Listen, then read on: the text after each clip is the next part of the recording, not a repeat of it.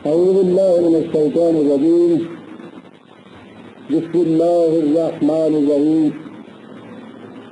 عزیزان ایمان، عید میلاد النبی صلی اللہ علیہ وسلم کی تقریب سعید پر آج کے میرے درس قرآن کا عنوان ہے محمد صلی اللہ علیہ وسلم کی کہانی خدا کی زبانی. ظاہر ہے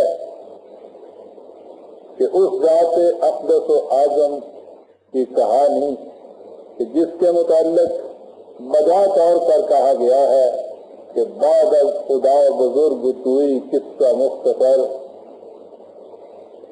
اس کی سیرت طیبہ کی کہانی خدا سے زیادہ حسین اور جمیل انداز میں اور کون بیان کر سکتا ہے.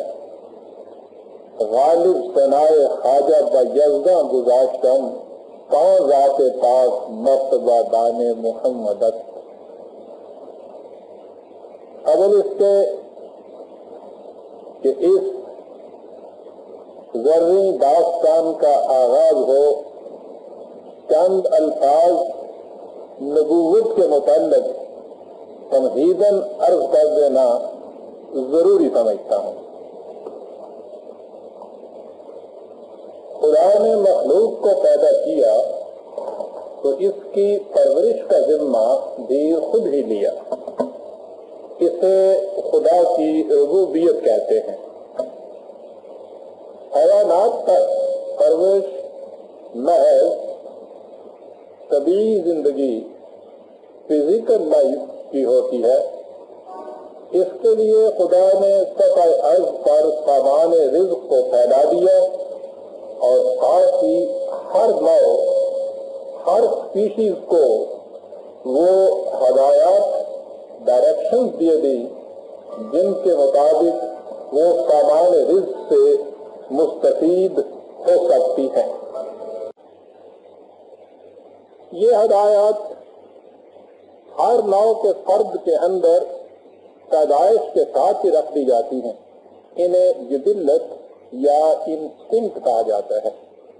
یہی وہ جبلت ہے جس کی روح سے مثلاً بطخ کا بچہ انڈے سے نکلتے ہی پانی کی طرف لپکتا ہے اور مرغی کا چوزا خشکی کی طرف دوڑتا ہے، یا بکری گھاس کھاتی ہے گوشت کی طرف نگاہ اٹھا کر نہیں دیکھتی، اور شیر گوشت کھاتا ہے گھاس کی طرف تکتا نہیں، ہاں وہ بھوکوں کیوں نہ مر جائے. انسان کو دوہری زندگی ملی ہے. ایک تو وہی طبیعی زندگی یعنی اس کے جسم کی زندگی جو ہر حیوان کو ملی ہے، اور دوسری انسانی زندگی جو کسی حیوان کو نہیں ملی. جہاں تک اس کی طبیعی زندگی کا تعلق ہے، انسانی بچے کو بھی اس امر کی ہدایت پیدائش کے ساتھ ہی مل جاتی ہے کہ وہ بھوک کے وقت کس طرح اپنے رزق یعنی دودھ کے چشموں سے فائدہ اٹھائے. اس چیز کے لیے اسے کسی خارجی ہدایت کی ضرورت نہیں ہوتی. لیکن جہاں تک اس کی انسانی زندگی کا تعلق ہے، اس کے لیے انسان کے اندر کوئی ہدایت نہیں ہوتی. یہ ہدایت اسے خارج سے ملتی ہے. اس ہدایت کا طریقہ یہ ہے کہ اللہ تعالیٰ کسی خاص انسان کو یہ ہدایت بذریعہ وحی عطا کرتا تھا. اسے خدا کا نبی یا رسول کہتے ہیں، اور وہ اس ہدایت کو دوسرے انسانوں تک پہنچاتا تھا. انسانوں کے لیے اس طریقے ہدایت کو اختیار کرنے میں ایک خاص مصلحت تھی. جو ہدایت کسی کے اندر پیدائشی طور پر رکھ دی جاتی ہے، وہ اس ہدایت کے متعلق چلنے پر وہ اس ہدایت کے مطابق چلنے پر مجبور ہوتا ہے. بکری گھاس کھانے پر اور مچھلی پانی میں تیرنے پر مجبور ہے، وہ اس کی خلاف ورزی کر نہیں سکتی. لیکن انسان کو خدا نے صاحب اختیار و ارادہ پیدا کیا ہے. یہی وہ خصوصیت ہے جس سے یہ حیوانات سے ممتاز ہے۔ اگر یہ ہدایت اس کے اندر جاتی تو یہ بھی حیوانات کی طرح اس پر چلنے کے لیے مجبور ہوتا ہے اور اس طرح اس کا اختیار اور ارادہ باقی نہ رہتا، یعنی یہ بھی حیوانات کی سطح پر آ جاتا ہے۔ اور یہ ظاہر ہے کہ جو صحیح راستہ اختیار اور ارادے سے اختیار نہ کیا جائے وہ کبھی کسی کے لیے باعث شرف نہیں ہو سکتا۔ چنانچہ اس مقصد کے لیے خدا نے یہ کیا کہ انسان کی طرف ہدایت بذریعہ انبیاء کرام علیہ السلام خارج سے بھیجی اور انسان سے کہہ دیا کہ یہ چاہے تو اسے اختیار کرے اور چاہے اس سے انکار کرے۔ اگر یہ اسے اختیار کرے گا تو اس کے شر سے انسانیت کی نشو و نما ہوتی جائے گی، اگر یہ اس سے انکار کر دے گا تو حیوانی سطح پر رہ جائے گا اور اس کی زندگی جہنم ہو جائے گی۔ جن حضرات انبیاء کرام علیہ السلام کی وساطت سے خدا کی ہدایت دوسرے انسانوں تک پہنچتی تھی وہ پہلے خود اس ہدایت پر عمل کرتے تھے اور ان کا یہ عمل دوسروں کے لیے نمونہ بن جاتا تھا۔ آسمانی ہدایت کا یہ سلسلہ حضرت نوح علیہ السلام سے شروع ہوا اور نبی آخر الزمان محمد الرسول اللہ صلی اللہ علیہ وسلم پر آ کر ختم ہو گیا، یعنی خدا نے جو ہدایت نوع انسان کو دینی تھی وہ قرآن کریم میں تکمیل تک پہنچ گئی، جس کی حفاظت کا ذمہ خدا نے خود لے لیا۔ اس لیے اس کے بعد کسی مزید آسمانی ہدایت کی ضرورت نہ رہی، اور جب کسی مزید ہدایت کی ضرورت نہ رہی تو کسی ہدایت لانے والے نبی یا رسول کی بھی ضرورت نہ رہی۔ اس لیے قرآن کریم خدا کی آخری کتاب اور نبی اکرم صلی اللہ علیہ وسلم خدا کے آخری نبی اور رسول ہیں۔ قرآن کریم نے جہاں یہ بتایا ہے کہ جو ہدایت اس میں دی گئی ہے اصولی طور پر وہی ہدایت پہلے انبیاء کرام علیہ السلام کو بھی دی گئی تھی، اس کے ساتھ ہی اس نے سابقہ انبیاء کرام علیہ السلام کی زندگی کے احوال و قواعد بیان کر کے یہ بتایا ہے کہ انہوں نے اس ہدایت کو کس طرح پیش کیا، اس پر کس طرح عمل کر کے دکھایا اور انسان کی اور ان کی قوم کی طرف سے ان کی دعوت کا کیا جواب ملا۔ جس طرح اس نے انبیاء سابقہ کے متعلق یہ کچھ بتایا ہے، اسی طرح اس نے خود نبی آخر الزمان صلی اللہ علیہ وسلم کے متعلق بھی یہ کچھ بیان کیا ہے۔ قرآن کریم میں یہ کچھ اس شرح وقت سے بیان ہوا ہے کہ ان درخشندہ موتیوں کو ایک لڑی میں پرو لیا جائے تو اس سے سیرت نبی اکرم صلی اللہ علیہ وسلم کی سلک کے گوہردار نہایت آب و تاب سے مرتب ہو کر سامنے آ جاتی ہے۔ میں نے اپنی کتاب معراج انسانیت میں، جو آپ کو معلوم ہے کہ بڑے سائز سے قریب 900 صفحات پر پھیلی ہوئی ہے، حضور صلی اللہ علیہ وسلم کی سیرت کو قرآنی آیات کی روشنی میں مرتب کیا ہے۔ آج کے درس میں اسی تفصیل کو سمٹائی ہوئی شکل میں پیش کرنے کی کوشش کی جائے گی۔ میں کوشش کروں گا کہ اسے زیادہ سے زیادہ آسان زبان میں پیش کیا جائے، کیونکہ احباب کا تقاضا ہے کہ حضور کی سیرت طیبہ کے قرآنی خط و خال خلیص زبان میں سامنے آنے چاہیے، تاکہ اس سے ہمارا کم تعلیم یافتہ طبقہ بھی مستفید ہو سکے۔ وما توفیقی الا باللہ العلی العظیم۔ نبوت برادران عزیز کوئی ایسی چیز نہیں جسے انسان اپنے کسب و ہنر سے محنت کر کے حاصل کر سکے، یہ خدا کی طرف سے وحی طور پر ملتی تھی۔ جس ذات کو یہ خصوصیت عطا کی جانی مقصود ہوتی تھی اس کی شروع سے تربیت خود اللہ تعالیٰ کی زیر نگرانی ہوتی تھی. اس شخص کو اس کا کچھ علم نہیں ہوتا تھا کہ اسے نبوت کے لیے تیار کیا جا رہا ہے، لیکن اس کی کیفیت یہ ہوتی تھی کہ وہ اپنے زمانے کی غلط باتوں سے متنفر ہوتا تھا. اسے حقیقت کا علم تو نہیں ہوتا تھا، لیکن باطل کی باتوں میں اس کا جی نہیں لگتا تھا. وہ تلاش حقیقت میں سرگرداں رہتا تھا. یہی وہ کیفیت ہے جس سے قرآن کریم نے سب سے پہلے نبی اکرم صلی اللہ علیہ وسلم کا تعارف یہ کہہ کر کرایا ہے کہ وَوَجَدَكَ ضَالًّا فَهَدَىٰ، ہم نے تجھے تلاش حقیقت میں سرگرداں پایا تو راستہ دکھا دیا. اس کیفیت تک پہنچنے کے لیے ذرا تصور میں لائیے اس منظر کو کہ 6 صدی عیسوی کا زمانہ ہے. سرزمین حجاز کا سب سے بڑا اور مشہور شہر مکہ اپنی تمام جاذبیتوں کے ساتھ وہاں کے باشندوں اور باہر والوں کے لیے مرکز توجہ بن رہا ہے. اس توجہ کی بنیادی وجہ خانہ کعبہ ہے، جس کا حقیقی مقصد تو ان کی نگاہوں سے اوجھل ہو چکا ہے، لیکن اس کی عقیدت لوگوں کو دور دور سے اس کی طرف کھینچے لیے آتی ہے. یہ لوگ فرط عقیدت میں اس کے گرد جمع ہیں.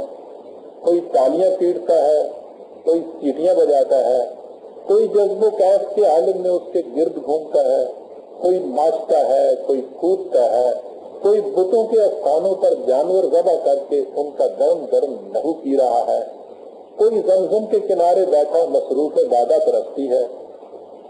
کاہنوں کے گرد عورتوں کا ہجوم ہے جو ان سے اپنے فسانہ عشق و محبت کا انجام معلوم کرنا چاہتی ہیں. ادھر اوقاز کے بازار میں شعرائے جادو بیان اپنی سحر آفرینیوں سے سننے والوں کی ناک میں نکیل ڈالے جس وادی میں چاہے لیے لیے پھرتے ہیں. وہ کسی کے دل میں افسون محبت پھونکتے ہیں اور کہیں آتش انتقام کے شعلے بلند کرتے ہیں. لیکن مکہ کی انہی گلیوں میں ایک ایسا شخص بھی دکھائی دیتا ہے جو ان میں سے ہوتے ہوئے بھی ان میں کا نظر نہیں آتا. اسے نہ حریم کعبہ کی ان ہنگامہ آرائیوں میں کوئی جاذبیت دکھائی دیتی ہے، نہ اوقاز کی رستہ خیزیوں میں کوئی کشش. وہ ان پڑھ ہے، لیکن عیسائی راہبوں اور یہودی عالموں کے پاس جاتا ہے کہ شاید انہی سے حقیقت کا سراغ مل جائے. وہ وہاں سے دل برداشتہ اٹھتا ہے تو صحرا کی کھلی فضاؤں میں چلا جاتا ہے اور کائنات کی نورنگیوں پر غور و فکر کرتا ہے. غرضے کہ وہ انسانوں کی ہر مجلس میں جاتا اور کائنات کے ہر گوشے میں گھومتا ہے کہ کہیں سے اسے وہ شے مل جائے جس کا اسے خود بھی علم نہیں کہ وہ کیا ہے. لیکن ہر مقام سے یہ کہتا ہوا ناکام لوٹتا ہے کہ تلاش جس کی ہے وہ زندگی نہیں ملتی. وہ اسی طرح مضطرب و بے قرار پھرتا ہے کہ ایک شخص لیلائے حقیقت یک بیک اس کے سامنے نمودار ہو جاتی ہے اور اپنے حسین چہرے سے یوں نقاب اٹھاتی ہے کہ اس کے تبسم سے کائنات جگمگا اٹھتی ہے. یہ رمضان کا مہینہ تھا، شہر رمضان الذی انزل فیہ القرآن، اور ایسی مبارک رات جس میں خدا کی حکمت بالغہ سے حق و باطل نکھر کر الگ الگ ہو گئے. انا انزلناہ فی لیلۃ مبارکۃ انا کنا منذرین فیہا یفرق کل امر حکیم. اور نوع انسانی کو زندگی کی نئی اخبار مل گئی. انا انزلناہ فی لیلۃ القدر. یوں خدا کی وحی اس پر نازل ہوئی جو جانتا ہی نہ تھا کہ کتاب کسے کہتے ہیں اور ایمان کیا ہوتا ہے؟ وَكَذَلِكَ أَوْحَيْنَا إِلَيْكَ رُوحًا مِّنْ أَمْرِنَا مَا كُنْتَ تَدْرِي مَا الْكِتَابُ وَلَا الْإِيمَانُ وَلَكِنْ جَعَلْنَاهُ نُورًا نَهْدِي بِهِ مَن نَّشَاءُ مِنْ عِبَادِنَا وَإِنَّكَ لَتَهْدِي إِلَىٰ صِرَاطٍ مُّسْتَقِيمٍ۔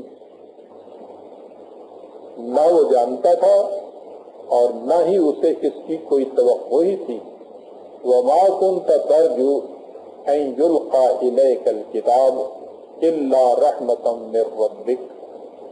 یوں اس متلاشی حقیقت کو نبوت عطا ہو گئی اور اسے وہ کچھ سکھا دیا گیا جسے وہ پہلے سے نہیں جانتا تھا۔ وَعَلَّمَكَ مَا لَمْ تَكُن تَعْلَمُ۔ یہ حامل نبوت یتیم بھی تھا اور غریب بھی۔ أَلَمْ يَجِدْكَ يَتِيمًا فَآوَىٰ وَوَجَدَكَ عَائِلًا فَأَغْنَىٰ۔ نیز نبوت سے پہلے ان پڑھ۔ وَمَا كُنْتَ تَتْلُو مِنْ قَبْلِهِ مِنْ كِتَابٍ وَلَا تَخُطُّهُ بِيَمِينِكَ۔ من قبل ہی کا ٹکڑا برادران عزیز قابل غور ہے، یعنی نبوت ملنے سے پیشتر تو حضور کی یہ کیفیت تھی کہ آپ لکھنا پڑھنا نہیں جانتے تھے، لیکن نبوت ملنے کے بعد یہ کیفیت آپ کی نہیں رہی۔ بہرحال یوں اس بے یار و مددگار، یتیم، غریب اور نادار، ان پڑھ صحرا نشین کو عالم انسانیت کا سب سے بڑا معلم بننے کے لیے منتخب کیا گیا۔ عام طور پر خیال یہ کیا جائے گا کہ جب اس شخص نے وہ کچھ پا لیا جس کی اسے تلاش تھی تو پھر وہ زندگی کے باقی دن آرام اور سکون سے بیٹھ رہا ہوگا، اس لیے کہ جب مقصد حاصل ہو جائے تو پھر جد و جہد ختم ہو جاتی ہے۔ عام طور پر تو یہی ہوتا ہے، لیکن نبی کی کیفیت عام لوگوں سے بالکل الگ ہوتی ہے۔ اسے نبوت کو بلا مزد و معاوضہ ملتی ہے، لیکن اس پر ذمہ داریاں اس قدر عائد کی جاتی ہیں جن سے اس کی کمر ٹوٹ جاتی ہے۔ وَوَضَعْنَا عَنْكَ وِزْرَكَ الَّذِي أَنقَضَ ظَهْرَكَ۔ چنانچہ منصب نبوت پر سرفراز کیے جانے کے بعد نبی اکرم صلی اللہ علیہ وسلم سے کہا گیا کہ یا ایھا المدثر، اے وہ کہ جس کے ذمہ نظام عالم کو درست کرنا ہے، قم اٹھ فانذر، اور لوگوں کو غلط نظام زندگی کے تباہ کن نتائج سے آگاہ کر، وربک فکبر، اور ساری دنیا میں اعلان کر دے کہ سروری زیبا فقط اس ذات بے ہمتا کو ہے، حکمراں ہے ایک وہی، باقی بتان آزری۔ ظاہر ہے کہ جس دعوت سے مقصود یہ ہو کہ انسانوں کے نظام کہن کی بساط الٹ کر اس کی جگہ ایک جدید نظام قائم کیا جائے، اس دعوت کی مخالفت ہر طرف سے ہو۔ دنیا کا عام قاعدہ یہ ہے کہ جو شخص غیروں کی مخالفت مول لیتا ہے وہ اپنوں کو اپنے ساتھ ضرور رکھتا ہے۔ اس کا اپنا قبیلہ اور خاندان ہوتا ہے جو دوسروں کی مخالفت میں اس کا پشت و پناہ بنتا ہے، وہ انہی کی مدد اور حمایت سے دوسروں کے خلاف اٹھتا ہے۔ لیکن آسمانی انقلاب کا دائی اس انداز سے بالکل الگ ہوتا ہے۔ اس سے کہا یہ جاتا ہے کہ اس دعوت کا آغاز اپنے خاندان اور قبیلے سے کر، وَأَنذِرْ عَشِيرَتَكَ الْأَقْرَبِينَ، اے رسول اپنے قریبی رشتہ داروں کو ان کی غلط روش زندگی کے نتائج سے آگاہ کرو، اور اس کے بعد آگے بڑھو اور سارے اہل مکہ اور اس کے گرد و نواح کی آبادیوں تک اس دعوت کو پہنچاؤ۔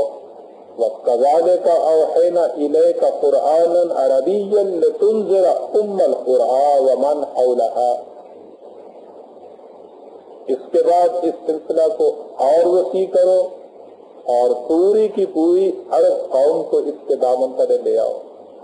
كذلك أرسلناك في أمة قد خلت من قبلها لتتلو عليهم الذي أوحينا إليك وهم يكفرون بالرحمن. اور اس طرح ہم نے تجھے ایک ایسی قوم کی طرف بھیجا ہے جس سے پہلے بہت سی قومیں ہو گزری ہیں. بھیجا اس لیے ہے کہ جو بات تجھ پر وحی کی گئی ہے تو اسے ان کے سامنے پیش کر دے. یہ وہ لوگ ہیں جو خدائے رحمان کا انکار کرتے ہیں، تو انہیں اس پر ایمان کی دعوت دے. اور اس کے بعد اس سلسلہ کو ایسا حدود فراموش کر دے کہ یہ تمام نوع انسان کو اپنے آغوش میں لے آئے. قل یا ایھا الناس انی رسول اللہ الیکم جمیعا. تو عالم انسانیت کو پکار کر کہہ دے کہ میں تم سب کی طرف خدا کا رسول. یہ تھی عزیزان من وہ ذمہ داریاں جو نبوت عطا ہونے پر اس ذات گرامی صلی اللہ علیہ وسلم پر عائد کی گئی. سوال یہ ہے کہ یہ دعوت کیا تھی جسے اس طرح عام کرنے کے لیے اس قدر تاکید کی جا رہی تھی؟ یہ دعوت کوئی نئی دعوت نہیں تھی، یہ وہی دعوت تھی جو ہر آسمانی انقلاب لانے والے نبی کے ذریعے انسانوں تک پہنچائی گئی تھی. یعنی یا قوم اعبدوا اللہ ما لکم من الہ غیرہ، محکومیت صرف خدا کے قوانین کی اختیار کرو، اس کے سوا کوئی ہستی ایسی نہیں جس کے سامنے جھکا جائے. یعنی لا الہ الا اللہ. دیکھنے میں تو یہ 4 لفظ ہیں، لیکن ان میں کائنات کے چاروں گوشے سمٹ کر آ گئے ہیں. اس کا مطلب یہ تھا کہ ان الحکم الا للہ، خدا کے سوا کسی کو حق حاصل نہیں کہ انسانوں پر اپنا حکم چلائے. دنیا میں اقتدار صرف قوانین خداوندی کا ہے، اس کے سوا کوئی صاحب اقتدار و اختیار نہیں. ظاہر ہے کہ یہ دعوت تھی محکوموں کو حاکموں کے استبداد سے نجات دلانے کی. یہ دعوت تھی مظلوموں کو ظالموں کے ظلم سے رہائی دلانے کی. یہ دعوت تھی ان زنجیروں کو توڑنے کی جن میں ناتواں انسانیت جکڑے چلی آ رہی تھی، اور اس کے سر سے اس بوجھ کو اتارنے کی جس کے نیچے وہ بری طرح کچلی جا رہی تھی. وَيَضَعُ عَنْهُمْ إِصْرَهُمْ وَالْأَغْلَالَ الَّتِي كَانَتْ عَلَيْهِمْ. دوسری طرف یہ بھی ظاہر ہے کہ یہ دعوت دنیا کے ہر صاحب اقتدار و اختیار کے خلاف اعلان جنگ تھی. اس لیے ان کا اس دعوت کے خلاف محاذ بنا کر اٹھ کھڑے ہونا بالکل فطری تھا. اس میں ایک طرف ارباب حکومت تھے تو دوسری طرف مذہبی پیشوائیت کے علمبردار. بائیں کو سرمایہ داروں کا گروہ تھا تو بائیں کو فریبکاروں.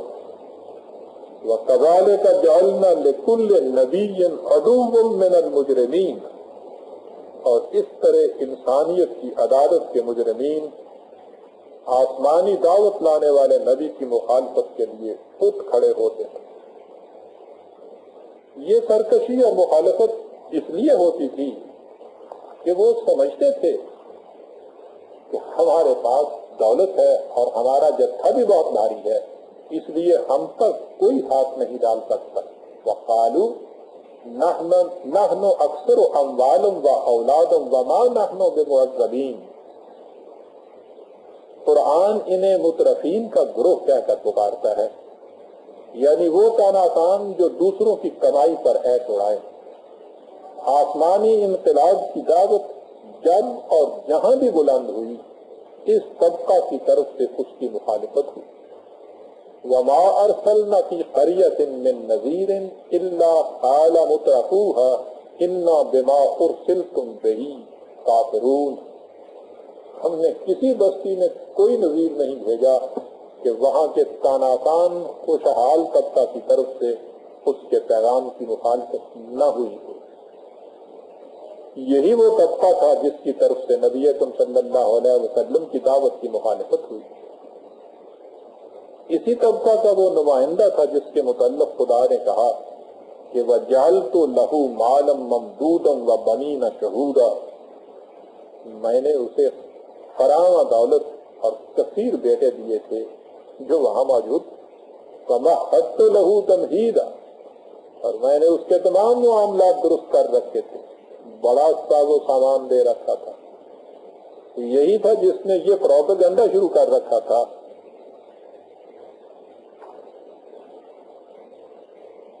کہ فقال ان هذا الا سحر يؤثر ان هذا الا قول البشر، یعنی رسول اللہ کا یہ دعویٰ کہ انہیں خدا کی طرف سے وحی ہوتی ہے غلط ہے، یہ معاذ اللہ جھوٹ ہے جو یوں ہی چلا آ رہا ہے، یہ صرف انسانی کلام۔ چنانچہ کبھی آپ کو ساحر کہا گیا، کبھی کذاب، کبھی شاعر، کبھی مجنون۔ وہ اس دعوت کی مخالفت دلیل و برہان کی روح سے نہیں کر سکتے تھے، اس لیے وہ عوام کو یہ کہہ کر بھڑکاتے تھے کہ یہ شخص تمہیں تمہارے اسلاف کے مسلک سے برگشتہ کرنا چاہتا ہے۔ یہی ان کی دلیل تھی اور یہی ان کی برہان۔ وَكَذَلِكَ مَا أَرْسَلْنَا مِنْ قَبْلِكَ مِنْ قَرْيَةٍ مِنْ نَذِيرٍ إِلَّا قَالَ مُتْرَفُوهَا إِنَّا وَجَدْنَا آبَاءَنَا عَلَىٰ أُمَّةٍ وَأَنَا عَلَىٰ آثَارِهِمْ مُقْتَدُونَ۔ اے رسول، جس طرح آج مکہ کے سردار تمہاری مخالفت میں سرگرم ہیں، اسی طرح تجھ سے پہلے بھی ہوتا رہا ہے۔ چنانچہ ہم نے جس آبادی کی طرف اپنا رسول بھیجا تو وہاں کے مترفین نے یہ کہہ کر اس کی مخالفت کی کہ ہم اس نئی دعوت کو ماننے کے لیے تیار نہیں۔ ہم نے اپنے اسلاف کو ایک روش پر چلتے دیکھا ہے اور ہم انہی کے نقوش قدم کی پیروی کرتے چلے جائیں گے، لیکن انہیں اس دلیل کی کمزوری کا احساس اور اس امر کا یقین کہ جس شخص نے ایک مرتبہ بھی قرآن کو توجہ سے سن لیا وہ ضرور اس پر ایمان لے آئے گا، اس لیے وہ اپنے لوگوں کو تاکید کرتے رہتے تھے کہ لا تسمعوا لهذا القرآن والغوا فیہ لعلکم تغلبون، اس قرآن کو مت سن، جہاں اس کی تعلیم دی جا رہی ہو وہاں شور مچا دو، یہی ایک طریق ہے جس سے شاید تم اس نئی تحریک پر غالب آ سکو۔ قرآن کریم کے متعلق تو وہ یہ کہتے اور خود رسول اللہ صلی اللہ علیہ وسلم کے متعلق لوگوں کو یہ کہہ کر دکھاتے کہ ذرا دیکھو تو صحیح یہ کس قسم کا رسول ہے کہ یاکل الطعام ویمشی فی الاسواق، عام لوگوں کی طرح کھاتا پیتا ہے اور بازاروں میں چلتا پھرتا ہے۔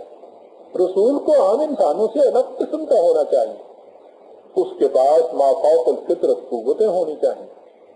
اگر اس پر خدا کی وحی نازل ہوتی ہے تو لولا انزل الیہ ملک فیکون معہ نذیرا، ایسا کیوں نہ ہوا کہ اس کے پاس کوئی فرشتہ آتا اور وہ اس کے ساتھ لوگوں کو ان کی غلط روش کے نتائج سے آگاہ کرتا۔ اس طرح ساری دنیا دیکھ لیتی کہ واقعی کس کی طرف فرشتے خدا کا پیغام لے کر نازل ہوتے ہیں۔ وہ توہم پرستی کا زمانہ تھا، اس لیے لوگوں کا ان کے اس بہکاوے میں آ جانا لازمی تھا۔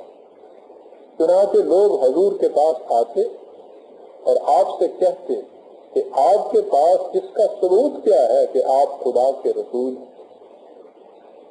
آپ ان کی ان باتوں کو صبر و سکون سے سنتے اور ایک تبسم جانواز سے ان سے کہتے کہ فقد لبثت فیکم عمرا من قبلہ افلا تعقلون، میں کہیں باہر سے نہیں آیا کہ تمہیں میرے متعلق کچھ علم نہ ہو، میں نے اس دعوی نبوت سے پہلے ایک عمر تمہیں لوگوں میں گزاری ہے، کیا تم اس سے اندازہ نہیں لگا سکتے کہ میں اپنے دعویٰ میں سچا ہوں یا جھوٹا؟ کیا میری زندگی تمہیں یہی بتاتی ہے کہ میں جھوٹا اور فریب کار ہوں؟ تم ذرا عقل و فکر سے کام لو اور سوچو کہ جھوٹے کی زندگی ایسی ہی ہوتی ہے۔ اس کا ان کے پاس کوئی جواب نہ تھا۔ یہ وہ معجزہ تھا جس کے سامنے سب کی نگاہیں جھک جاتی تھی، لیکن مفاد پرست گروہ کے دل میں اس سے مخالفت کی آگ اور بھی زیادہ تیز ہو جاتی تھی۔ چنانچہ اب انہوں نے الزام تراشی اور تہمت بازی سے آگے بڑھ کر دست درازی بھی شروع کر دی۔ قرآن کریم نے اس مخالفت کی تفصیل کو 4 لفظوں کے اجمال میں یوں سمٹا دیا ہے کہ وَأَنَّهُ لَمَّا قَامَ عَبْدُ اللَّهِ يَدْعُوهُ كَادُوا يَكُونُونَ عَلَيْهِ لِبَدًا، اور جب اللہ کا یہ بندہ خدا کو پکارنے کے لیے اٹھا تو قریب تھا کہ مخالفین چاروں طرف سے یورش کر کے اس سے لپٹ جائے۔ جو ادھر سے مخالفت کی شدت بڑھتی جاتی تھی، خدا کی طرف سے آپ کو استقامت اور استقلال کی تاکید زیادہ ہوتی جاتی تھی۔ کبھی کہا جاتا اصبر علی ما یقولون، جو کچھ یہ تم سے کہتے ہیں اس پر استقلال اور استقامت کو ہاتھ سے نہ جانے دے۔ اصبر ان وعد اللہ حق ولا یستخفنک الذین لا یوقنون، تم اپنے مشن کو آگے بڑھانے میں مستقل مزاجی سے کام لو اور اس حقیقت پر یقین رکھو کہ خدا نے تم سے جو وعدہ کر رکھا ہے کہ آخر الامر تمہارا مشن کامیاب ہو کر رہے گا، وہ بالکل سچا ہے۔ اور یاد رکھو تم سے کوئی ایسی بات سرزد نہ ہونے پائے جس کی وجہ سے تم ان مخالفین کی نظروں میں ہلکے ہو جاؤ۔ استقامت سے کام لو اور ان کی حرکات سے دل برباشتہ ہو کر اپنی ان کوششوں میں کمی نہ ہونے دو جن سے تم ان لوگوں کو تباہی سے بچانا چاہتے ہو۔ وَذَكِّرْ بِهِ أَن تُبْصَلَ نَفْسٌ بِمَا كَسَبَتْ، اور قرآن کے ذریعے لوگوں کو نصیحت کرتے رہو، کہیں ایسا نہ ہو کہ کوئی انسان اپنی بدعملی کی وجہ سے حراست میں چھوڑ دیا جائے۔ فَلِذَلِكَ فَادْعُ فَاسْتَقِمْ كَمَا أُمِرْتَ وَلَا تَتَّبِعْ أَهْوَاءَهُمْ، تو اسی طرح انہیں صحیح نظام زندگی کی طرف دعوت دیتا رہ اور جیسا کہ تجھے حکم دیا گیا ہے استقامت اور عظیمت سے اس راہ پر جمع رہ اور ان مخالفین کی خواہشات کا اتباع مت کر۔ وَاتَّبِعْ مَا يُوحَىٰ إِلَيْكَ وَاصْبِرْ، جو کچھ تجھ پر وحی کیا جاتا ہے اس کا اتباع کیے جاؤ اور اپنی راہ پر استقامت سے قائم رہو، تم بھی اور وہ لوگ بھی جو اپنی غلط روش کو چھوڑ کر تمہارے ساتھ ہو لیے ہیں۔ فَاسْتَقِمْ كَمَا أُمِرْتَ وَمَنْ تَابَ مَعَكَ، ثابت قدم رہو اور اپنی تگ و تاز کو تیز تار کرتے جاؤ۔ فَاصْبِرْ عَلَى مَا يَقُولُونَ وَسَبِّحْ بِحَمْدِ رَبِّكَ قَبْلَ طُلُوعِ الشَّمْسِ وَقَبْلَ غُرُوبِهَا وَمِنْ آنَاءِ اللَّيْلِ فَسَبِّحْ وَأَطْرَافَ النَّهَارِ لَعَلَّكَ تَرْضَىٰ، جو کچھ یہ تیرے خلاف کہتے اور کرتے ہیں تم اس پر ہمت نہ ہارو، ثابت قدم رہو اور اپنے نشو و نما دینے والے کے پروگرام کو وجہ حمد و ستائش بنا کر دکھانے میں پوری تگ و تاز سے کام دو۔ صبح و شام، راتوں کے اوقات میں، اطراف نہار میں، غرضے کے دن رات اسی پروگرام کی تکمیل میں مصروف جد و جہد رہو تاکہ اس طرح تم اس کے خوشگوار نتائج کو اپنے سامنے دیکھ کر خوش ہو جاؤ۔ جب مخالفین نے دیکھا کہ اتنی شدید مخالفت کے باوجود اس جماعت کی تگ و تاز میں کوئی فرق نہیں آتا اور یہ تحریک آگے ہی بڑھتی جا رہی ہے، تو جیسا کہ بساط سیاست کے مہرہ بازوں کا فائدہ ہے، انہوں نے چاہا کہ آپ سے مفاہمت کر دی جائے، یعنی کمپرومائز کر دیا جائے. ودو لو تدہنوا فیدہنون، ان کی یہ خواہش ہے کہ اگر تم کچھ مداہنت کرو، کچھ اپنے مقام سے تھوڑا سا پھسل جاؤ، تو یہ بھی مداہنت سے کام نہیں.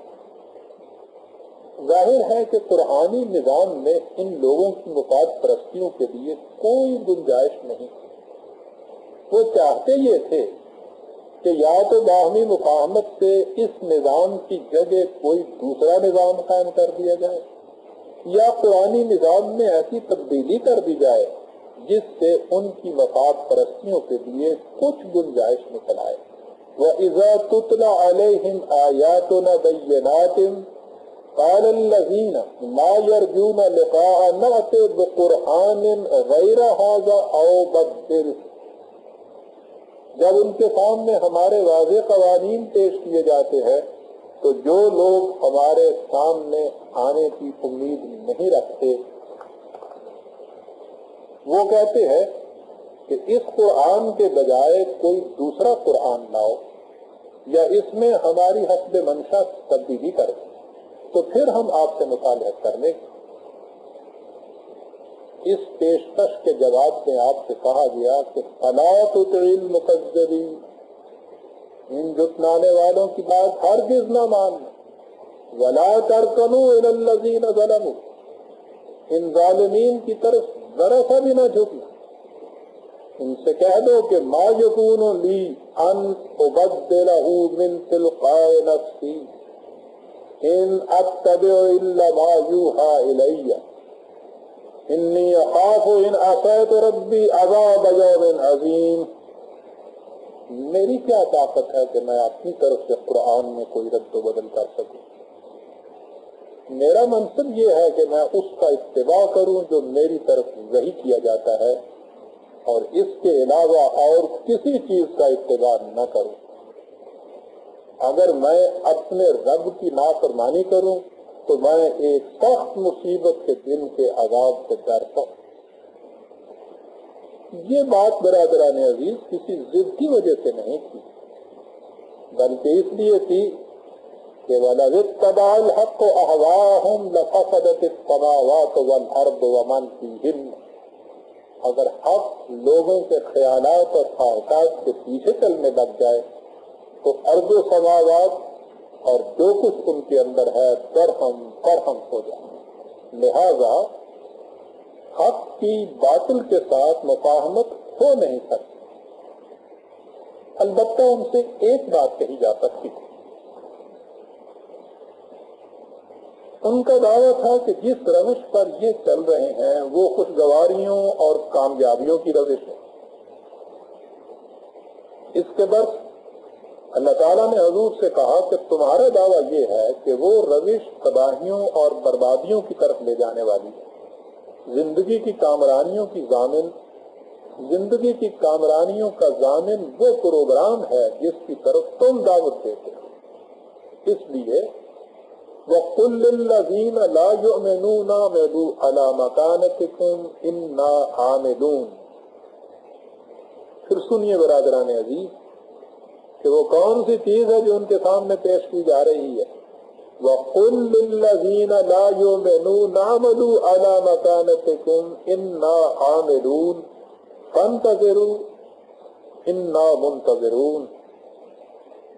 ان لوگوں سے جو تمہاری بات کا یقین نہیں کرتے یہ کہو کہ تم اپنے پروگرام پر عمل پیرا رہو اور ہمیں اپنے پروگرام پر عمل کرنے دو. اس کے بعد تم بھی انتظار کرو اور ہم بھی انتظار کرتے ہیں.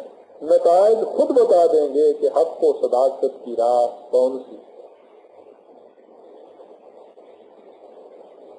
اور اس کے ساتھ ان سے یہ بھی کہو کہ انما اعظکم بواحدۃ، میں تم سے صرف ایک بات کی نصیحت کرنا چاہتا ہوں، ایک بات کی نصیحت.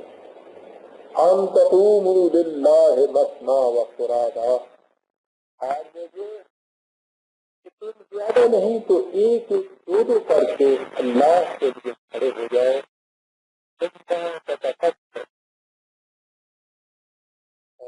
عبادات سے الگ حد تک جن میں تم اس وقت اندھا دھند بہے چلے جا رہے ہو، سوچو اور فکر کرو۔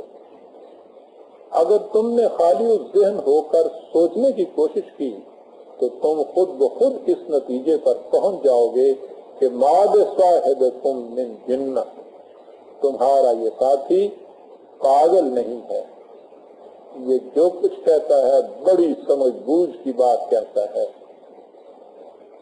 اس کے ماننے میں تمہارا ہی بھلا ہے۔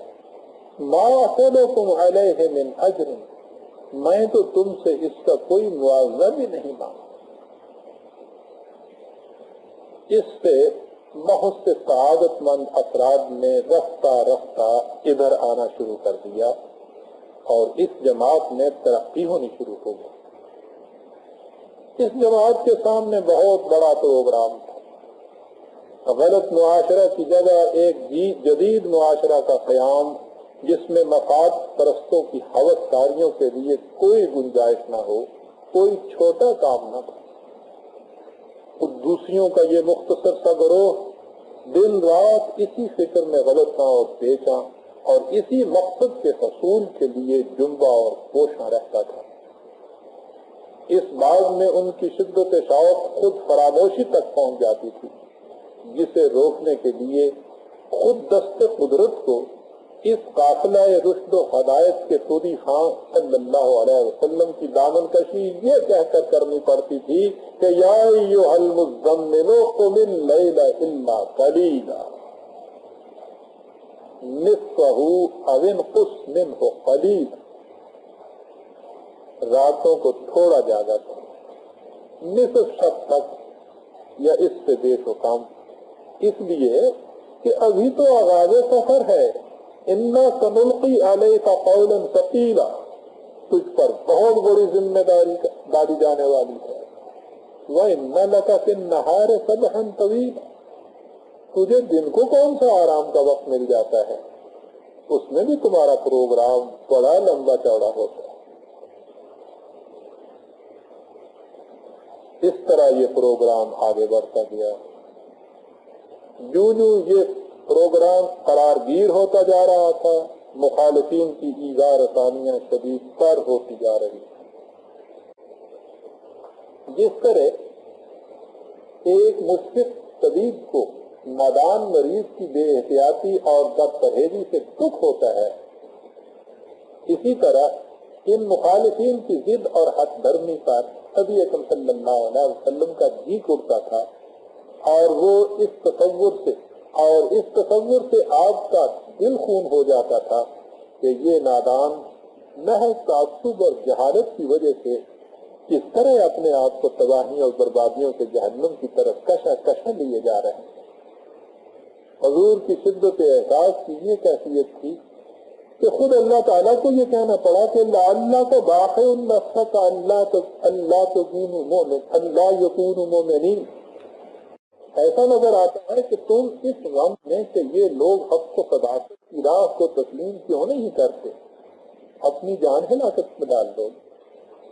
فلا تذهب نفسك عليهم حسرات، ایسا نہ ہو کہ ان لوگوں کی حالت پر غم کھانے سے تم اپنی جان گنوا بیٹھے۔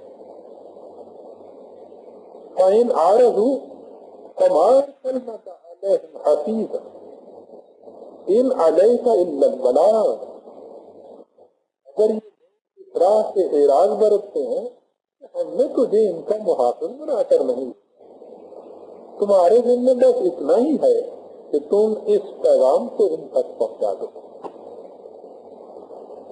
ہم نے انہیں سوچنے سمجھنے کی صلاحیت عطا کی ہے اور اپنا راستہ آپ اختیار کرنے کی استعداد بخشی ہے، ماننا نہ ماننا ان کا اپنا کام ہے۔ فذکر انما انت مذکر لست علیہم بمسیطر، تم انہیں حقیقت کی یاد دہانی کراتے رہو، تمہارا فریضہ یاد دہانی کرانا ہے، تم ان پر داروغہ نہیں مقرر کیے گئے۔ یہ سلسلہ جاری رہا، وہاں آ کے وہ آ پہنچا جب دیکھ لیا گیا کہ ان میں سے قرآن کی روح سے صحیح راستہ اختیار کرنا تھا وہ اس جماعت میں شامل ہو گئے ہیں، اور باقی وہ رہ گئے ہیں جن پر پند و نصیحت کا کوئی اثر نہیں ہو سکتا۔ سواء علیہم انذرتہم ام لم تنذرہم لا یؤمنون۔ انہیں ان کی غلط روش کے تباہ کن نتائج سے آگاہ کیا جائے یا نہ کیا جائے، ان کے لیے یکساں۔ جو شخص خود کسی کرنے پر تلا بیٹھا ہو، اس سے یہ کہنا کہ دیکھنا راستے میں کھائی ہے، بیکار۔ جو شخص حیوانی سطح زندگی فزیکل لائف ہی کو زندگی سمجھتا ہے اور انسانی زندگی کو تسلیم ہی نہیں کرتا، اور باوجود ہر طرح سمجھانے کے اپنی ضد نہیں چھوڑتا، اسے انسانی سطح زندگی کے اصول و قوانین کی تلقین کیا فائدہ پہنچا سکتی؟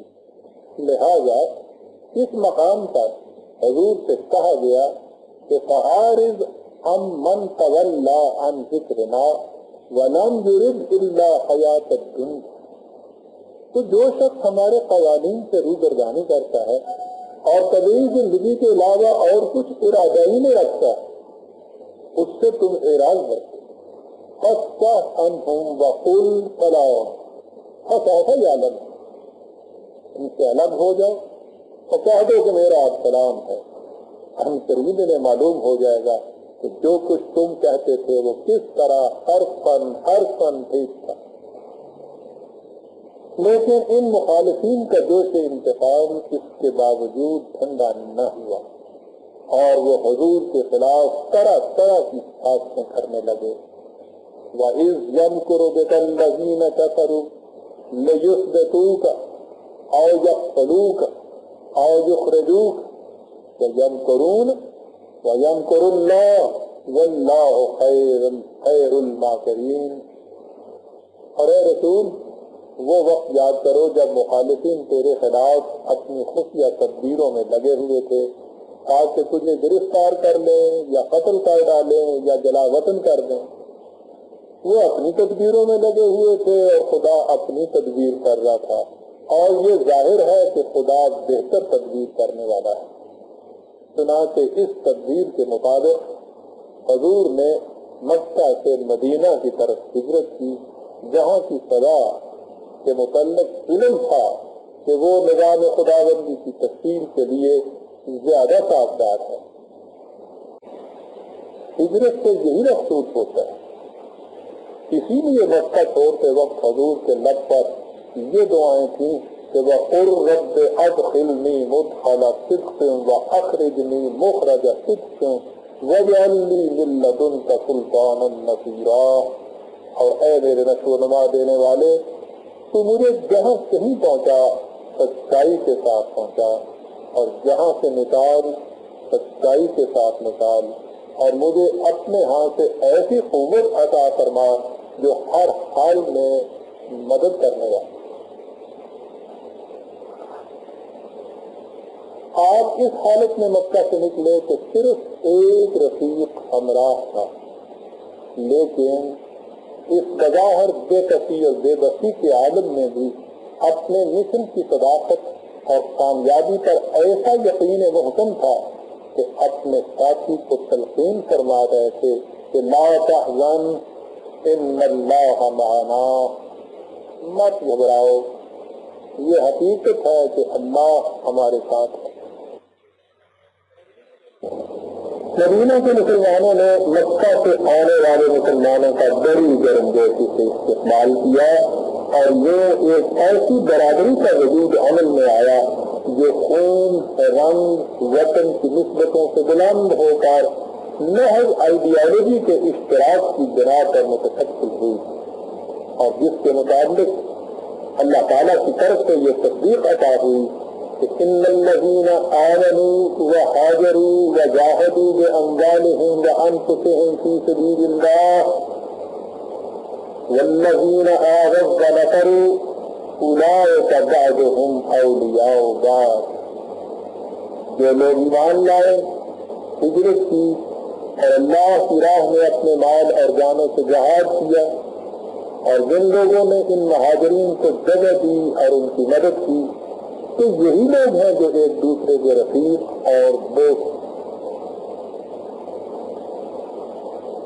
اب نظر بظاہر مخالفین کی مخالفت ختم ہو جانی چاہیے تھی، لیکن انہیں معلوم تھا کہ اگر وہ نظام جس کی طرف نبی اکرم صلی اللہ علیہ وسلم دعوت دیتے تھے کسی ایک مقام میں بھی متشکل ہو گیا تو اس کے حیات بخش نتائج کو دیکھ کر دوسرے مقامات کے لوگ اس کی طرف لپک کر بڑھیں گے اور یوں ان کے اقتدار کا خاتمہ ہو جائے گا.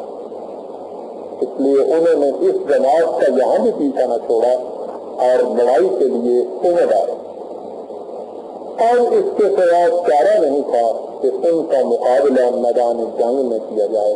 چنانچہ اس وجہ سے اس مختصر کی جماعت کو جنگ کی اجازت دی گئی. اذن للذین یقاتلون بأنہم ظلموا وإن اللہ علی نصرہم لقدیر. ان مظلوموں کو جنگ کی اجازت دی جاتی ہے جن کے خلاف جنگ کرنے کے لیے دشمن امڑ آئے ہیں. اللہ یقیناً ان کی مدد پر قادر. للذین اخرجوا من دیارہم بغیر حق الا ان یقولوا ربنا اللہ. یہ وہ مظلوم ہیں جو اپنے گھروں سے ناحق نکالے گئے. ان کا جرم اس کے سوا کچھ نہیں تھا کہ یہ کہتے تھے کہ ہمارا رب اللہ. انہیں جنگ کی اجازت اس لیے دی گئی ہے کہ وَلَوْلَا دَفَعُ اللَّهُ النَّاسَ بَعْضَهُمْ بِبَعْضٍ لَهُدِّمَتْ صَوَامِعُ وَبِيَعٌ وَصَلَوَاتٌ وَمَسَاجِدُ يُذْكَرُ فِيهَا اسْمُ اللَّهِ كَثِيرًا.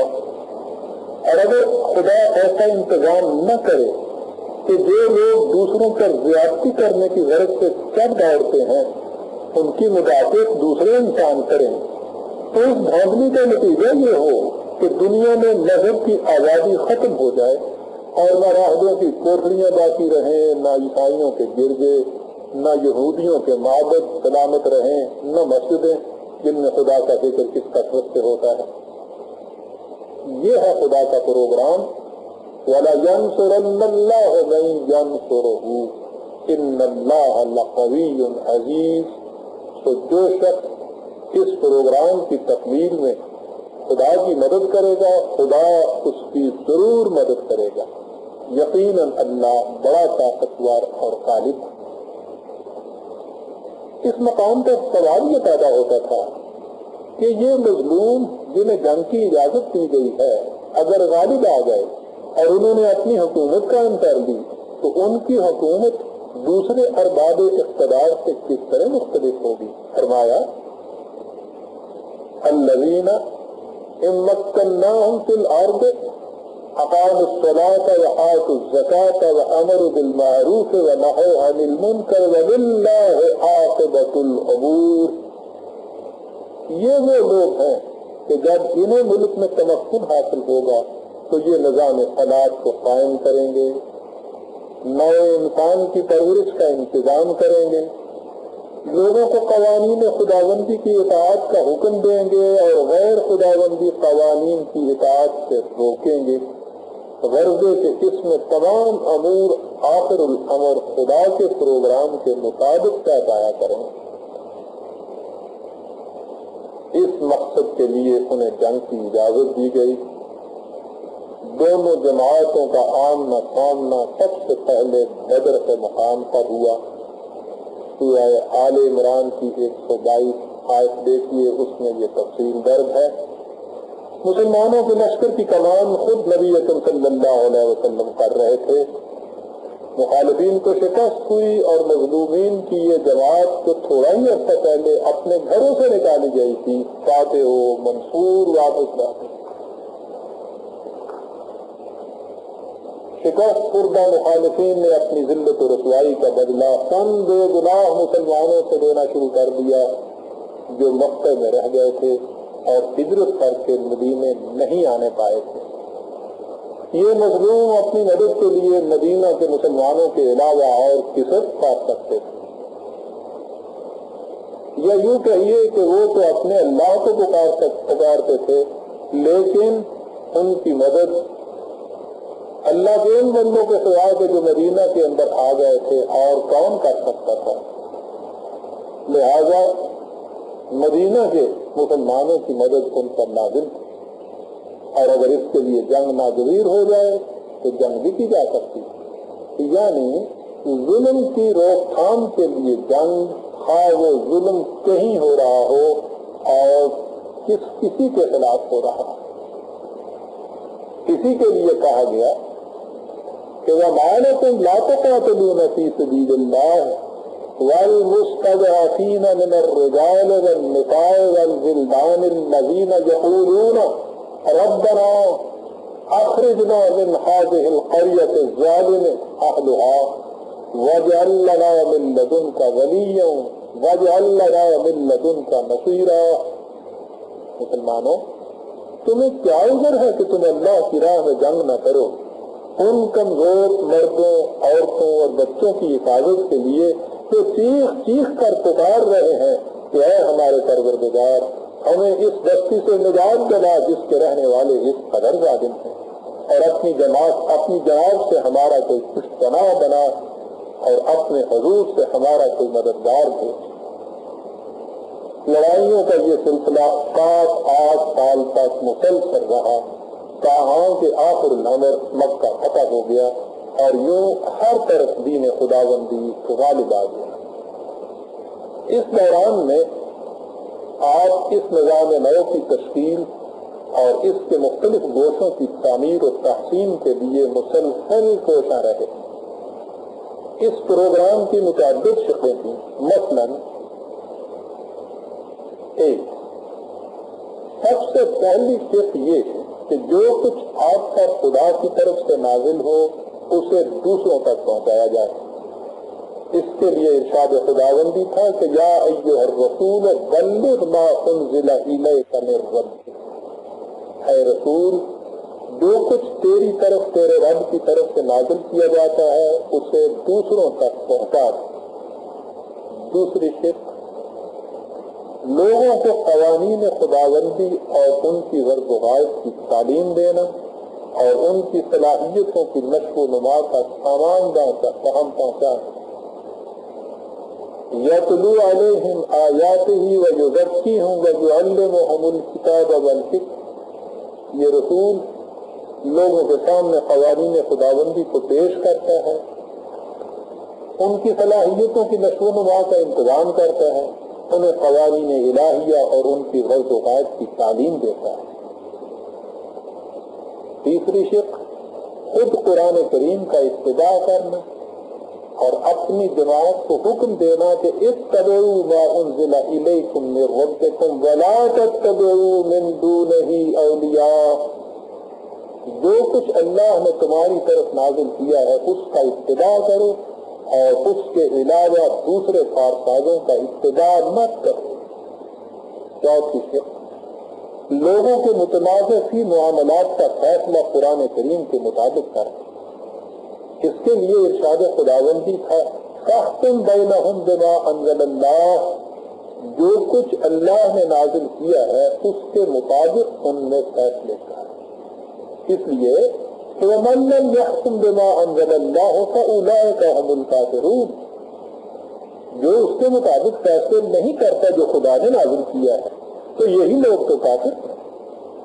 پانچویں شق، امور مملکت کے فیصلے اپنی جماعت کے مشورے کے ساتھ سر انجام دینا. اس کے لیے حکم خداوندی تھا وَشَاوِرْهُمْ فِي الْأَمْرِ فَإِذَا عَزَمْتَ فَتَوَكَّلْ عَلَى اللَّهِ. اے رسول، تو معاملات میں اپنے رفقاء کے ساتھ مشورہ کیا اور جب اس کے بعد کسی فیصلے پر پہنچ جائے تو پھر قانون خداوندی پر پورا بھروسہ کر کے معاملہ پیش نظر کی سر انجام دہی کے لیے عمل پیرا ہو.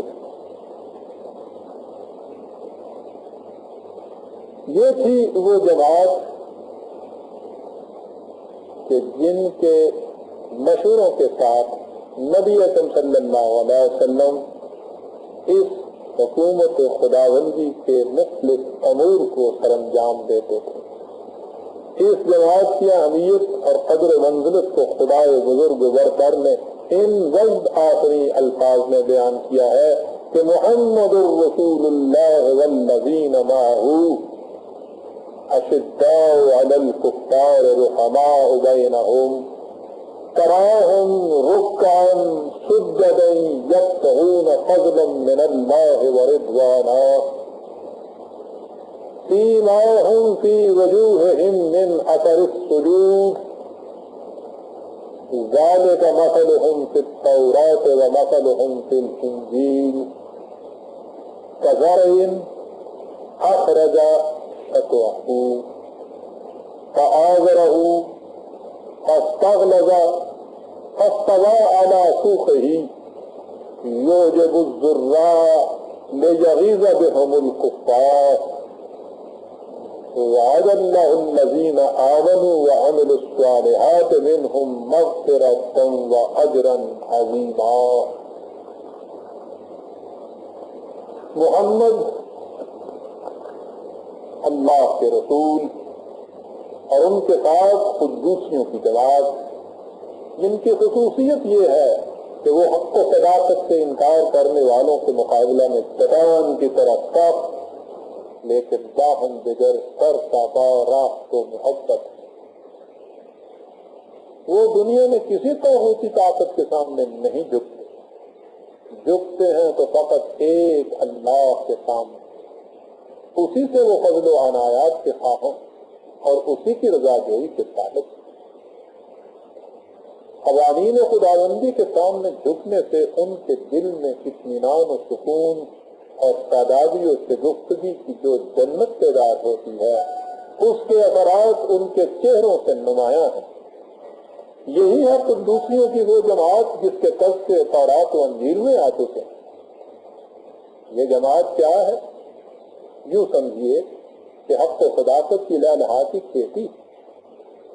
شروع میں اس کی کیفیت یہ تھی کہ ایمان کی زمین صالحہ سے اعمال کا تخم حسنہ نرم و نازک پتی کی شکل میں نمودار ہوا.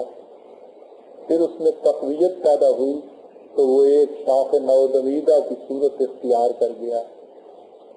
پھر اس میں اور توانائی پیدا ہوئی تو وہ دیکھو وہ ایک سرسبز و شاداب کھیتی بن گیا جسے دیکھ کر کسان کا چہرہ خوشی سے تمتما اٹھا اور حافظوں کے سینے پر سانس لوٹنے لگ گئے. یہ تھے حفاظت اور اجر عظیم کے وہ درخشندہ وعدے جو اللہ نے ایمان و اعمال صالحہ کے بدلے میں اس جماعت کے ساتھ کیے تھے اور جنہیں اس کی شان ربوبیت نے اس حسن و رعنائی سے پورا کیا. ذرا برادران عزیز، جماعت مومنین کی اس خصوصیت کبریٰ پر ایک بار پھر نگاہ ڈالیے کہ اشداء علی الکفار رحماء بینہم. اقبال کے الفاظ میں کہ مساف زندگی میں سیرت فولاد پیدا کر، مساف زندگی میں سیرت فولاد پیدا کر، شبستان محبت میں حریر و کرنیاں ہو جا اور گزر جاؤ بن کے سیلے تند راؤ کو ہو گیا وہاں سے اور گلستان راہ میں آئے تو جوئے نغمہ خاں ہو جا. جس سے جگر لالا میں ٹھنڈک ہو وہ شبنم اور دریاؤں کے دل جس سے بہل جائیں وہ طوفان. اشداء علی الکفار رحماء بینہم. حضور کو اپنے رفقاء کے ساتھ مشورہ کرنے کا جو حکم دیا گیا تھا تو اس کے معنی یہ ہے کہ ان امور میں خدا کی طرف سے وحی نہیں آتی تھی، ورنہ ظاہر ہے کہ جو امور وحی کی روح سے طے پا جائیں ان میں انسانوں سے مشورہ کے کیا معنی. یہ امور وحی کے قوانین کی روشنی میں اپنے زمانے کے تقاضوں کے مطابق عقل و فکر کی روح سے طے کیے جاتے تھے جس میں غلطی کا بھی امکان تھا. اس کے لیے واضح الفاظ میں اعلان کر دیا گیا کہ قل ان ضللت فانما ادل علی نفسی وان اهتدیت فبما یوحی الی ربی انہ سمیع قریب، ان سے کہہ دو کہ میں اگر کبھی غلطی کر جاتا ہوں تو وہ غلطی میری اپنی وجہ سے ہوتی، اور جب میں صحیح راستے پر ہوتا ہوں تو وہ اس وحی کی بنا پر ہے جو میرا رب میری طرف بھیجتا ہے، وہ سب کچھ سننے والا اور ہر ایک کے قریب۔ جو کچھ وحی کی روح سے طے ہوتا تھا اس میں نہ رسول اللہ صلی اللہ علیہ وسلم کو کسی قسم کا اختیار ہوتا تھا اور نہ جماعت مومنین کو رضی اللہ تعالی عنہ، لیکن جو امور ذاتی رائے پر چھوڑ دیے جاتے تھے ان میں لوگوں کو ایسی آزادی رائے اور حریت فکر و عمل حاصل تھی جس کی مثال تاریخ میں کہیں نہیں ملتی۔ اسی آزادی فکر و آراء کا نتیجہ تھا کہ ایک عام عورت تک اپنے معاملہ میں حضور کے ساتھ پوری جرت کے ساتھ جھگڑ سکتی تھی، ایسی جرت جس کی شہادت خود اللہ تعالیٰ نے یہ کہہ کر دی کہ قد سمع اللہ قول التی تجادلک فی زوجہا وتشتکی الی اللہ واللہ یسمع تحاورکما ان اللہ سمیع بصیر۔ اللہ نے اس عورت کی بات کو سن لیا جو تجھ سے اے رسول اپنے خاوند کے بارے میں جھگڑتی تھی اور اللہ کے حضور شکایت کرتی تھی، وہ تم دونوں کی گفتگو کو سن رہا تھا، وہ سب کچھ سننے والا جاننے والا ہے۔ اور جب آپ نے اپنے آزاد کردہ غلام اور منہ بولے بیٹے زید سے کہا کہ امسک علیک زوجک، اپنی بیوی کو اپنے پاس رکھ، اسے طلاق مت دے، تو انہوں نے اس مشورہ کو ماننے سے انکار کر دیا اور بیوی کو طلاق دے دی۔ اس سے نہ مشورہ دینے والے کے دل میں کوئی ملال پیدا ہوا اور نہ مشورہ سے انکار کر دینے والے کے دل میں کسی قسم کا خیال ہے۔ حقیقت یہ ہے کہ حضور کا مشن ہی یہ تھا کہ نوع انسان کو قوانین خداوندی کی اطاعت کے علاوہ ہر قسم کی غلامی اور محکومی سے نجات دلائی جائے، وَيَضَعُ عَنْهُمْ إِصْرَهُمْ وَالْأَغْلَالَ الَّتِي كَانَتْ عَلَيْهِمْ۔ اس رسول کی بعثت کا مقصد یہ ہے کہ یہ انسانوں کے سر سے وہ بوجھ اتار دے جن میں وہ دبے ہوئے تھے اور انہیں ان زنجیروں سے آزاد کرا دے جن میں وہ جکڑے چلے آ رہے تھے۔ 23 سال کی مسلسل جدوجہد سے آپ نے وہ فضا پیدا کر دی جس میں ہر انسان پوری آزادی تک سانس لے رہا تھا اور علی وجہ بصیرت محسوس کرتا تھا کہ وہ سوائے قوانین خداوندی کے کسی کا محکوم اور غلام نہیں۔ اس طرح یہ حقیقت ہر ایک کے سامنے ابھر کر آ گئی کہ ما کان لبشر ان یؤتیہ اللہ الکتاب والحکم والنبوۃ ثم یقول للناس کونوا عبادا لی من دون اللہ ولکن کونوا ربانیین بما کنتم تعلمون الکتاب وبما کنتم تدرسون۔ کسی انسان کو اس کا حق حاصل نہیں کہ خدا اسے کتاب اور حکومت اور نبوت دے اور وہ لوگوں سے یہ کہے کہ تم خدا کو چھوڑ کر میرے محکوم بن جاؤ۔ اسے یہی کہنا چاہیے کہ تم اس کتاب خداوندی کی روح سے جس کی تم تعلیم دیتے ہو اور جس کے مطابق کو تم اپنے دلوں پر نقش کرتے ہو اپنے رب کے بندے بن جاؤ۔ اسی حقیقت کو اجاگر کرنے کے لیے آپ بار بار اس کا اعلان فرماتے تھے کہ انما انا بشر مثلکم یوحی الی، میں تمہارے ہی جیسا ایک انسان ہوں، فرق یہ ہے کہ میری طرف خدا کی جانب سے وحی ہوتی ہے اور میں خود اس وحی کا اتباع کرتا ہوں۔ اس طرح رفتہ رفتہ دین کی تکمیل ہو گئی اور خدا نے اعلان کر دیا کہ وَتَمَّتْ كَلِمَةُ رَبِّكَ صِدْقًا وَعَدْلًا لَا مُبَدِّلَ لِكَلِمَاتِهِ وَهُوَ السَّمِيعُ الْعَلِيمُ۔ اور تیرے رب کی باتیں صدق اور عدل کے ساتھ تکمیل تک پہنچ گئی، اب انہیں کوئی بدلنے والا نہیں اور وہ سب کچھ سننے والا جاننے والا ہے۔ خدا کی یہ باتیں جو اس نے نوع انسان کی ہدایت کے لیے دینی تھیں قرآن کریم میں جمع ہو گئی، جس کی حفاظت کا ذمہ خود خدا نے لے لیا۔ انا نحن نزلنا الذکر وانا لہ لحافظون، یقیناً ہم ہی نے اس ضابطۂ قوانین کو نازل کیا ہے اور ہم ہی اس کے محافظ۔ اس کے بعد نبی اکرم صلی اللہ علیہ وسلم سے کہہ دیا گیا کہ قانون فطرت کے مطابق آپ کی حیات طبیعی بھی ایک دن ختم ہو جانے والی ہے، انک میت وانہم میتون۔ اور جماعت مومنین سے کہہ دیا کہ حضور کی وفات سے اس نظام میں قطعاً کوئی فرق نہیں آ سکتا جسے آپ نے وحی خداوندی کی روشنی میں متشکل فرمایا۔ یاد رکھو وما محمد الا رسول، محمد بجز اینیک کہ خدا کے ایک پیغمبر ہیں، قد خلت من قبلہ الرسل، آپ سے پہلے بھی خدا کے کئی رسول آئے اور گزر گئے۔ افہم مات او قتل انقلبتم علی اعقابکم، سو اگر وہ مر جائے یا قتل کر دیا جائے تو کیا تم یہ سمجھ کر کہ یہ سلسلہ صرف آپ کی ذات تک محدود تھا اپنے پچھلے نظام کی طرف لوٹ جاؤ گے؟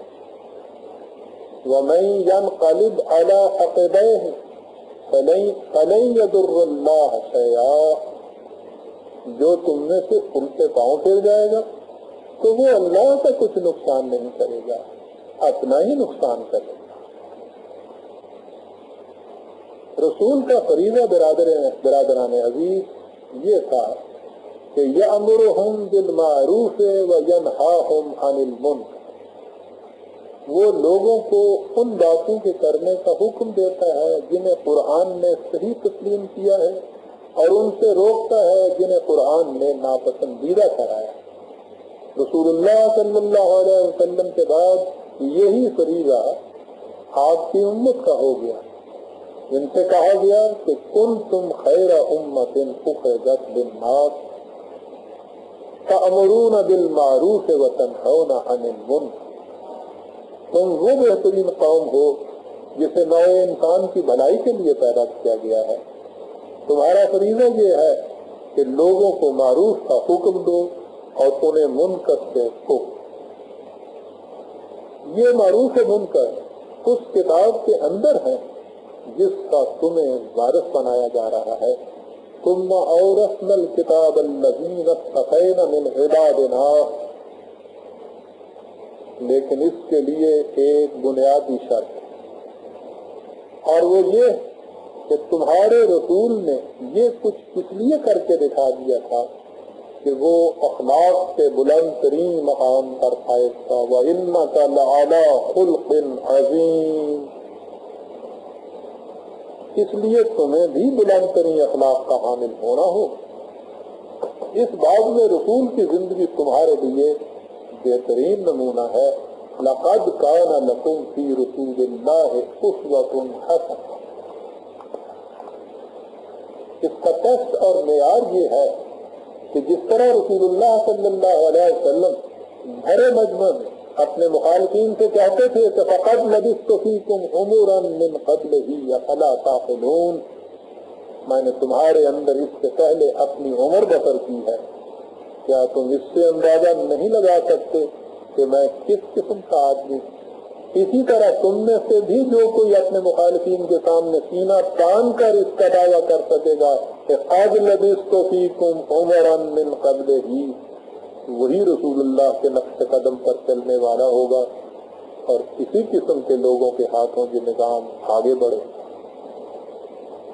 نبی اکرم صلی اللہ علیہ وسلم کے خلق عظیم کا اعتراف آپ کے مخاطبین نے ہی نہیں کیا، دنیا کے بڑے بڑے مورخین اور مفکرین اس بات میں رطب اللسان ہیں اور لامتعین کے الفاظ میں بآواز بلند کہتے ہیں کہ ان تمام معیاروں اور پیمانوں کو اپنے ساتھ لے آؤ جن سے انسانی بلندی اور عظمت کو ماپا اور پرکھا جاتا ہے، اور اس کے بعد ہمارے اس سوال کا جواب دو، کیا دنیا میں اس سے بڑا انسان بھی کوئی اور ہوا ہے؟